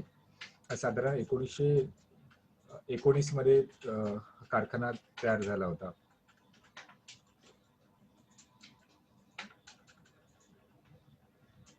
महाराष्ट्रातील पहिल्या स्त्री शिक्षिका कोण? तर सावित्रीबाई फुले. भारतरत्न मिळवणारे पहिले महाराष्ट्रीयन कोण? धोंडो केशव कर्वे. भारतरत्न त्यांना मिळाला होता महाराष्ट्रातील. ज्ञानपीठ पुरस्कार मिळवणारे पहिले महाराष्ट्रीयन कोण? तर वि.स. खांडेकर. पहिला महाराष्ट्र भूषण पुरस्कार हे पु ल देशपांडे 1996 मध्ये त्यांना देण्यात आला होता. रॅमन मॅगसेस पुरस्कार महाराष्ट्रीयन व्यक्ती म्हणजे विनोबा भावे. महाराष्ट्रातील पहिल्या महिला डॉक्टर आनंदीबाई जोशी. महाराष्ट्रातील पहिल्या महिला IPS अधिकारी मीरा बोरवणकर. आणि महाराष्ट्रातील पहिली महानगरपालिका म्हणजे मुंबई. याच्या पुढे आपल्याला माहित असलं पाहिजे राष्ट्रपती पदक मिळविणारा पहिला मराठी चित्रपट श्यामची आई. एव्हरेस्ट शिखर सर करणारा पहिला महाराष्ट्रीयन कोण? तर सुरेंद्र चव्हाण. आणि महिला कोण? तर कृष्णा पाटील. एव्हरेस्ट शिखर सर करणारी पहिली महिला. नंतर महाराष्ट्रातील पहिले राष्ट्रीय उद्यान हे तडोबा, पहिले अभयारण्य दाजीपूर, पक्षी अभयारण्य कर्नाळा, पवन विद्युत प्रकल्प म्हणजे महाराष्ट्रातील पहिले पवन विद्युत प्रकल्प जमसांडे देवगड येथील म्हणजे सिंधुदुर्ग जिल्ह्यामध्ये आहे ते. महाराष्ट्रातील पहिला पर्यटन जिल्हा आधी आपण पाहिला होता तो सिंधुदुर्ग आहे. महाराष्ट्रातील पहिला संपूर्ण साक्षर जिल्हा कुठला तर सिंधुदुर्ग.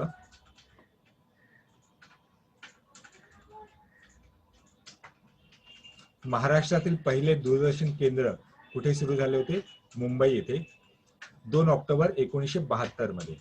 महाराष्ट्रातील पहिली आकाशवाणी केंद्र म्हणजे मुंबई 1927 मध्ये. नंतर महाराष्ट्रात पहिली सैनिकी शाळा सातारा येथे होती 1961 मध्ये. पहिले जलविद्युत केंद्र खोपोली येथे. मराठी भाषेतील पहिले मासिक हे दिनदर्शक म्हणून आहे आणि मराठी भाषेतील पहिले वर्तमानपत्र ज्ञान प्रकाश 1904 या सालचं आहे.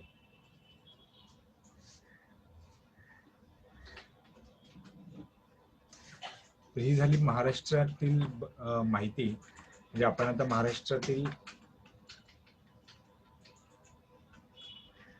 महाराष्ट्राचा भूगोल पाहताना आपण महाराष्ट्राची रचना त्याची स्थापना कधी झाली ती पाहिलं, एकूण जिल्हे तालुके हे पाहिलं होतं, त्याचा विस्तार आकार, त्याच्यानंतर लांबी रुंदी क्षेत्रफळ पाहिलं, जिल्हे जे 26 जिल्हे होते नंतर 36 जिल्हे झाले तर ते कुठले कुठले 27 ते 36 आपण पाहिले. नंतर यांच्या सीमा, राज्य, प्रशासकीय विभाग, मानचिन्ह, नदी प्रणाली, महत्वाच्या नद्या, खाड्या,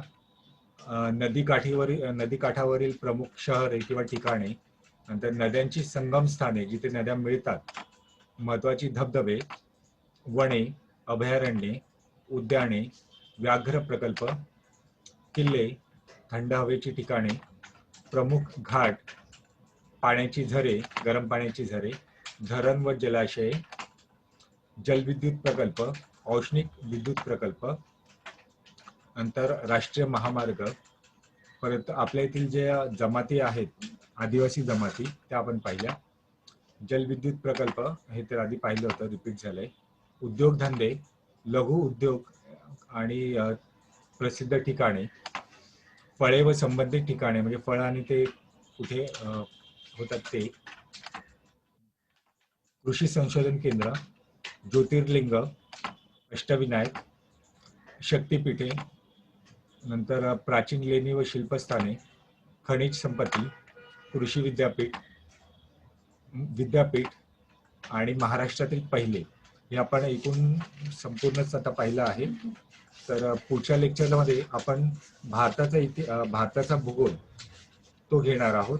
पण भारताचा भूगोल घेण्याआधी याच्यावरती काही महत्त्वाचे प्रश्न आहेत त्याचा आपण एक रिव्हिजन करून घेऊया.